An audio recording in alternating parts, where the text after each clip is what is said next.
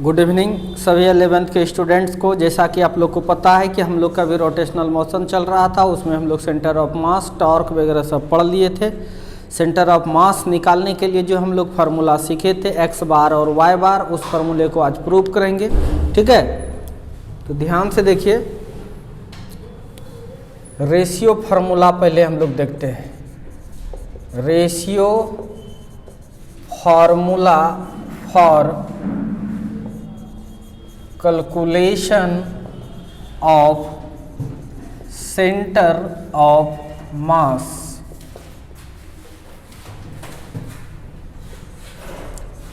द्रव्यमान केंद्र ज्ञात करने के लिए, द्रव्यमान केंद्र ज्ञात करने के लिए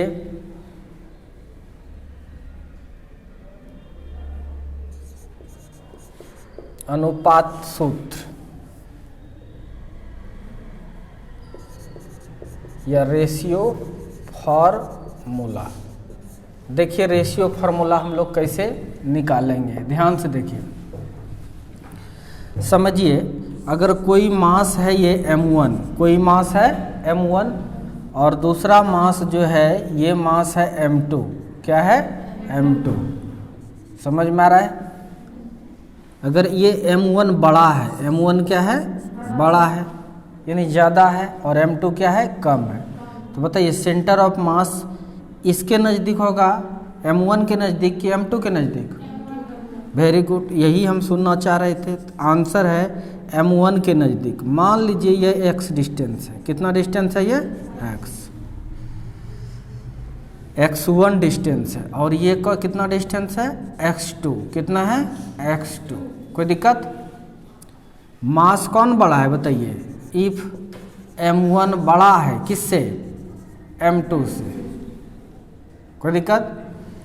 देन तब बताइए x2 भी बड़ा हो जाएगा किससे? x1 से। कन्फर्म है? बोलो जल्दी से।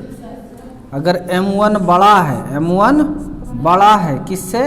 m2 से, तब ऑब्वियसली है कि तब x2 जो है वह बड़ा हो जाएगा किससे? m1 से। कोई दिक्कत?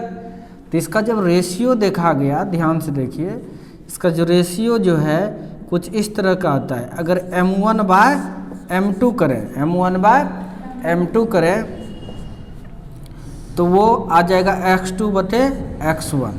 समझ में आ रहा है कि नहीं? देखना उल्टा होता है, m1 बाय m2 क्या हो जाएगा? x2 बाय, देखो m1 ज़्यादा है, m2 कम है, उसी टाइप से x2 ज़्यादा है, x1 कम है। ये रेशियो है, यही कहलाता है रेशियो फार्मूला। कोई दिक्कत?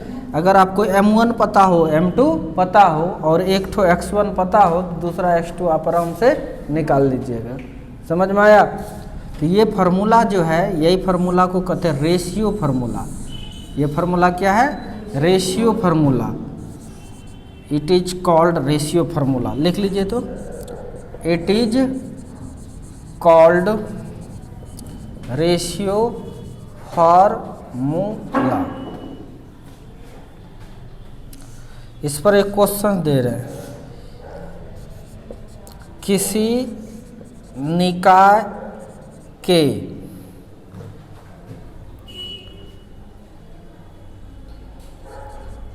द्रव्यमान केंद्र पहले द्रव्यमान से 20 सेंटीमीटर है तो दूसरे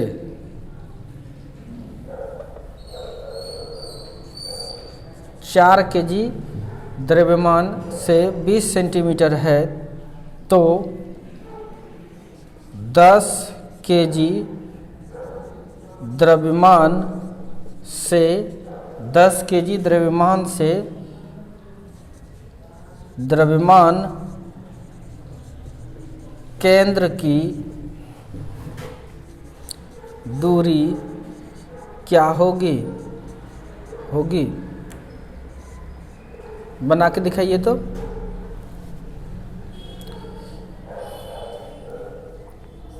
the distance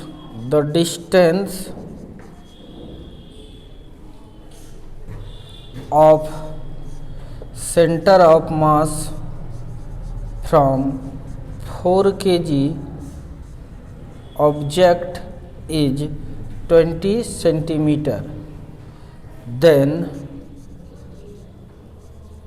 what will be distance of center of mass from 10 kg object? 10 kg object बना। ध्यान से देखिए क्वेश्चंस क्या कर रहा है। एक सिस्टम है, देखो एक सिस्टम है, पहला M1 है, दूसरा क्या है M2। हमारे प्यारे बच्चों ये 4 kg है, कितना है, और ये कितना है 10 kg है। क्या है 10 kg है। कर 4 kg वाले से कितना दूरी पर है 20 सेंटीमीटर। कितना है 20। तो बताइए सेंटर ऑफ मास तो इधर शिफ्ट किया होगा, बोलो यह वाला डिस्टेंस आपका है 20 सेंटीमीटर। कितना है 20 सेंटीमीटर। तो 10 kg वाले से क्या डिस्टेंस होगा, मान लीजिए x होगा। क्या हो जाएगा x हो जाएगा, कोई दिक्कत। तो फ्रॉम रेशियो फार्मूला, ध्यान से देखिए, फ्रॉम रेशियो फार्मूला हम लोग क्या जानते हैं बताइए। अगर हम लिखें M1 बटे M2, M1 कम है, M1 कम है, M2 ज़्यादा है, कोई दिक्कत। तो यहाँ पर क्या लिखेंगे तब, ये ज़्यादा है और ये कम है, यानी x बटे 20। बोलो ये नहीं, बच्चा कितना होता है इसमें कंफ्यूज करता है, रट लेता है इसको। ये कंडीशन कब का है, जब M1 बड़ा है, जब M1 बड़ा है तब ये फार्मूला है। समझ में आ रहा है कि नहीं, लेकिन उतना याद रहेगा, इसीलिए यह देखिए यहाँ पर देखिए M1 छोटा है, M2 बड़ा है। तो छोटा कौन सा होगा, x से छोटा वाला ऊपर, बड़ा वाला नीचे। उल्टा के भी लिख सकते हैं, कोई दिक्कत नहीं है। तो ये फार्मूला हम लोग लगाएंगे। M1 का मान कितना है 4 बटे M2 का मान 10 बराबर x बटे 20। इसको कटा देंगे कितने बार में, 2 बार में, इसलिए कोना कोनी गुराई करेंगे तो x बराबर कितना 8 सेंटीमीटर। कितना दूरी पर होगा 8 सेंटीमीटर। पहला अगर 20 सेंटीमीटर पर है तो इस मास का सेंटर ऑफ मास कितना होगा 8 सेंटीमीटर। आसान है कि मुश्किल है,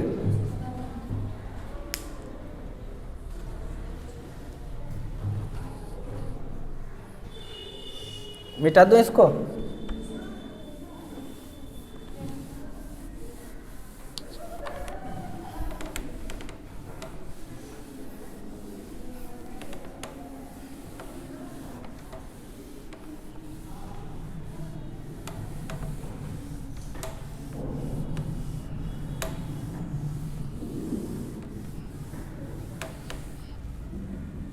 क्वेश्चन लिख लिया है।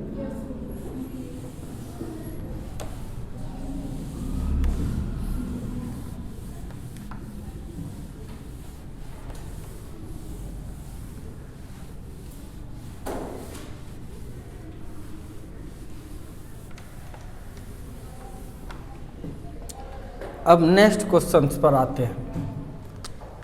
क्वेश्चन हो गया ये, अब हम लोग प्रूफ पढ़ेंगे।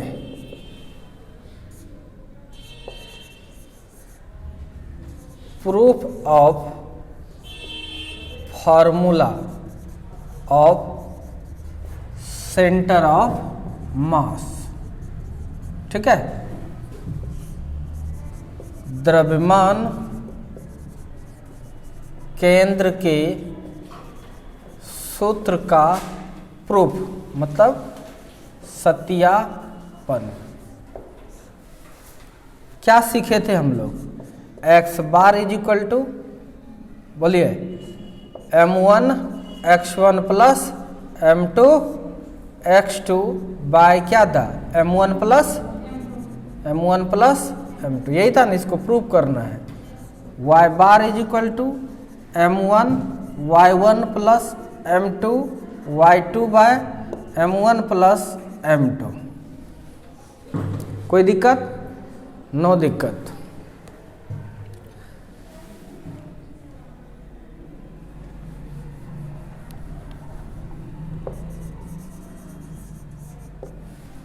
यहाँ तक समझ में आ गया? No problem. अब आगे बढ़ते हैं, इसका प्रूफ करना है हम लोग को। कोई दिक्कत? चलिए,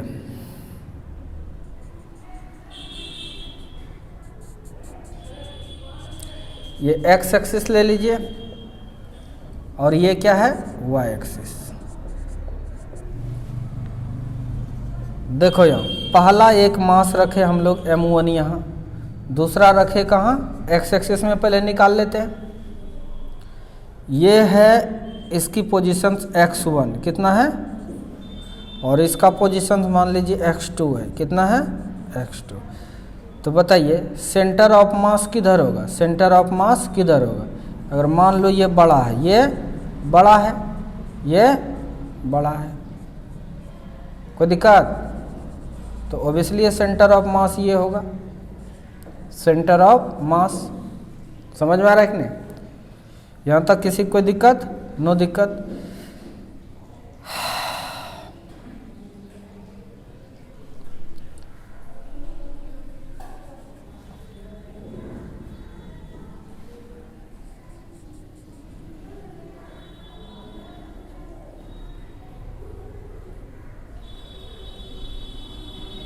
ये कितना मान लिए हम लोग? x1, और ये मान लिए ये, और यह डिस्टेंस को मान लिए हम लोग क्या? x बार। क्या मान लिए?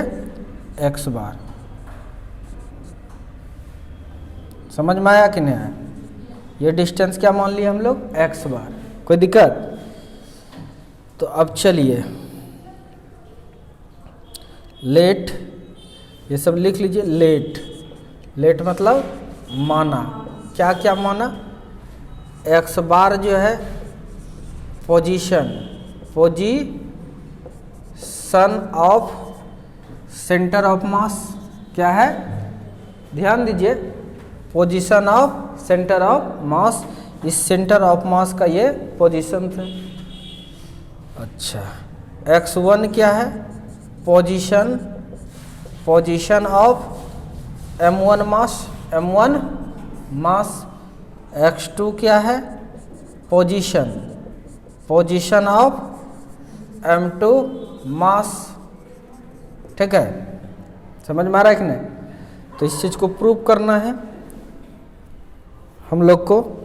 x बार निकालना है, ध्यान दीजिए। By ratio formula of centre of mass. Ratio formula क्या जानते हैं बताइए?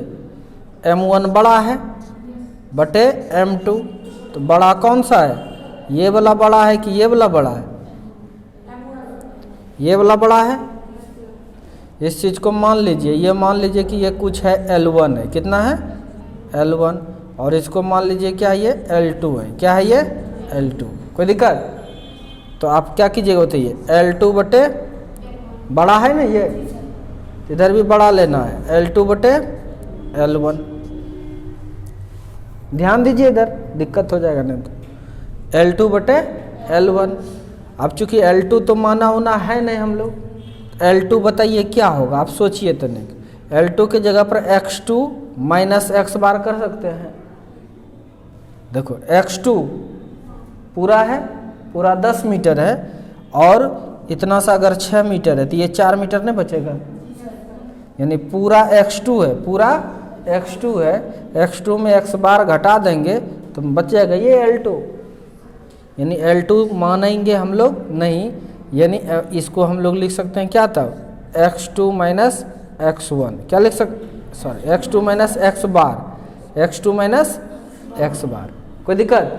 अब देखिए इस L1 को क्या लिखेंगे? ये है, ये L1 पूरा क्या है? x बार। पूरा क्या है? x बार। x बार में x1 घटा देंगे हैं, तो यहाँ इसके बदले हम लोग क्या लिखेंगे? x बार में x1 को घटा देंगे, x1 को घटा देंगे। समझ में आ रहा है कि नहीं? यानी यह वाला जो डिस्टेंस है, ये वाला जो डिस्टेंस है, इसको हम लोग x2 माइनस एक्स बार लिखे, और ये वाला जो डिस्टेंस है, इस डिस्टेंस को x बार माइनस x1 लिखे। No problem. अब आइए, अब आगे बढ़ाते हैं। क्रॉस मल्टीप्लिकेशन कीजिए, क्रॉस मल्टीप्लिकेशन कीजिए। m1 x बार माइनस m1 x1, यहाँ से कीजिए m2 x2 माइनस इधर इसको कीजिए m2 x बार। कोई दिक्कत? लिखने का समय मैं दूंगा, टेंशन लेके नहीं पढ़ाई करो।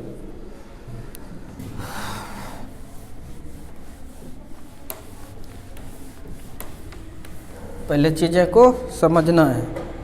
यहाँ तक किसी को कोई दिक्कत? नो दिक्कत। अब आइए, x बार को एक तरफ कर रहे हैं, m1 x बार, ये माइनस से इधर आके प्लस हो जाएगा, plus m2 x bar is equal to, यहाँ पर क्या है m2 x2 माइनस से प्लस आ जाएगा m1 x1। कोई दिक्कत? यहाँ से x बार कॉमन ले लीजिए, m1 plus m2 is equal to m2 x2 plus m1 x1। x bar निकल गया आपका m2 x2 plus m1 x1 bye m1 plus m2। कोई दिक्कत? बताइए। फार्मूला प्रूफ हो गया, ये प्रूफ्ड हो गया। ध्यान से देखिए, उसी तरह से y वाला भी निकल जाएगा, y एक्सिस में लेंगे तो निकल जाएगा कि नहीं। अब इसका जनरल फार्मूला लिख लेते हैं, जेनरल फार्मूला। नहीं, जनरल टर्म में इसको क्या लिखेंगे, x bar is equal to, ये क्या है, सेंटर ऑफ मास का पोजीशन है। नहीं, क्या लिखते हैं हम लोग, m1 x1, इसको उल्टा के भी लिख सकते हैं ना, प्लस याद रखने के लिए m2 x2 plus m2 x2 plus m3 x3 plus dot dot dot चलते रहेगा जहाँ तक चले, बाय नीचे m1 plus m2 plus m3 plus dot dot dot चलते रहेगा। और y के लिए भी निकाल सकते हैं हम लोग, m1 y1 प्लस, इसकी प्रूफ नहीं करना जरूरी है, अब कहेगा तो कर दीजिएगा, plus m2 y2 plus m3 y3 plus dot dot dot चलते रहेगा, बाय नीचे m1 plus m2 plus m3 plus dot dot dot चलते रहेगा। कोई दिक्कत? यहाँ तक नोट कीजिए।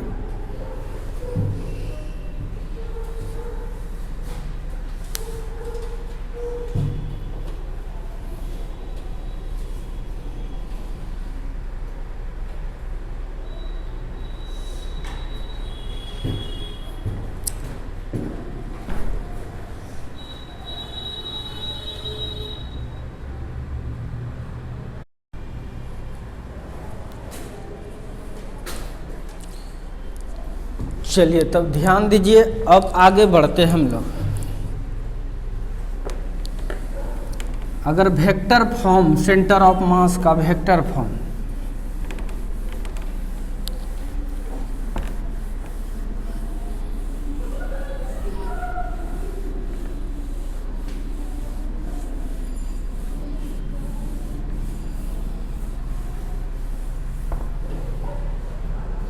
लिखिए vector form of centre of mass, heading लगाइए, सेंटर ऑफ मास का वेक्टर फॉर्म। ध्यान दीजिए, जैसे कूलम्स लॉ का आज पढ़े थे ना वेक्टर फॉर्म, उसी टाइप से ये एक्स एक्सिस है और ये क्या है, वाई एक्सिस। ध्यान से देखिए, कोई एक पार्टिकल है ये m1 मास, दूसरा पार्टिकल है ये जिसका मास क्या है m2 है। कोई न कोई बड़ा छोटा होगा ही।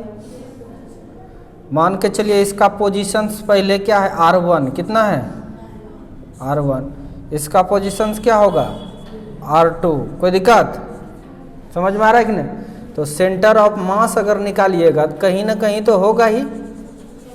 अगर M1 इफ M1 बड़ा है किससे, M2 से, तो इधर होगा सेंटर ऑफ मास। तो इसकी जो पोजीशंस होगा वह पोजीशंस को मान लिए कि R है। क्या है? R है। तो यही R निकालना है आपको। क्या निकालना है? ये R। समझ में आ रहा है कि नहीं? ये R निकालना है वेक्टर फॉर्म में। तो क्या हो जाएगा? M1 R1, M1 vector R1 vector रूप में लिखने के लिए, M2 vector R2 bye M1 plus M2। आसान है कि मुश्किल है? बोलिए। हैं? अरे ये पोजीशन निकालेंगे ना सेंटर ऑफ मास का, तो उसका क्या लिखेंगे? वेक्टर R बराबर M1 R1 plus M2 R2। Vector form में भी इसी तरह से। R का मतलब दोनों हो गया, X में भी और Y में भी। X निकलता अगर 3, Y निकलता 4, तो लिखते हैं ना 3i + 4। कोई दिक्कत? ये पोजीशन है। परिचय दे देते हैं। वेयर, जहाँ R क्या है? Position, position of centre of mass. R1 क्या है? पोजीशन ऑफ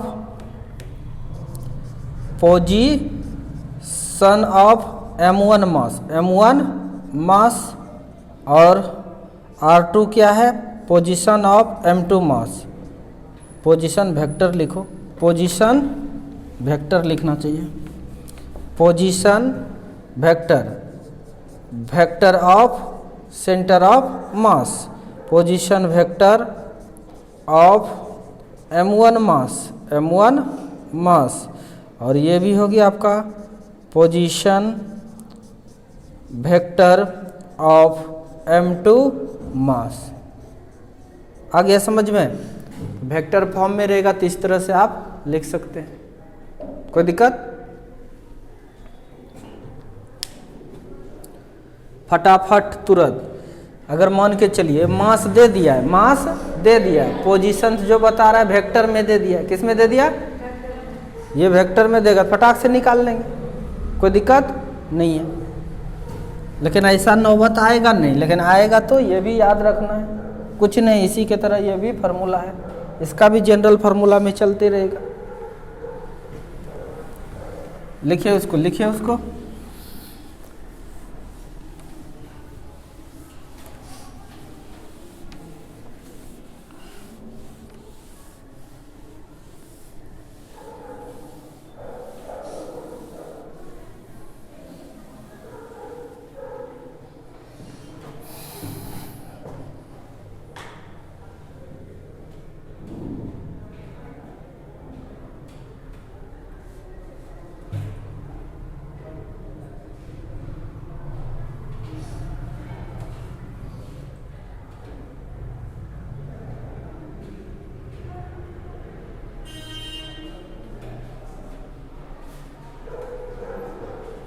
ठीक है, अब नया टॉपिक लिखिए।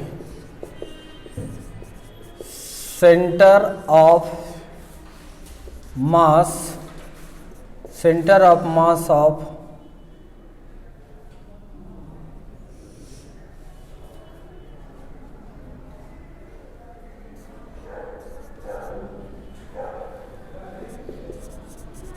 इरेगुलर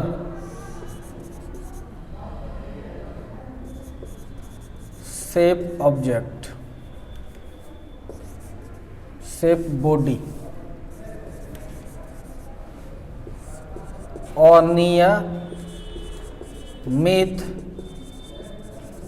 आकार, अनियमित आकार के वस्तु, अनियमित आकार के वस्तु के द्रव्यमान केंद्र, अनियमित आकार के वस्तु के द्रव्यमान केंद्र। ध्यान से देखिए बाबू, एक इस तरह का ऑब्जेक्ट है, मानो, ध्यान देना, ध्यान देना, तब लिखना। ये मान लो ये एक्स एक्सिस है और ये एक्स एक्सिस है मान लो, और ये क्या है? वाई एक्सिस है।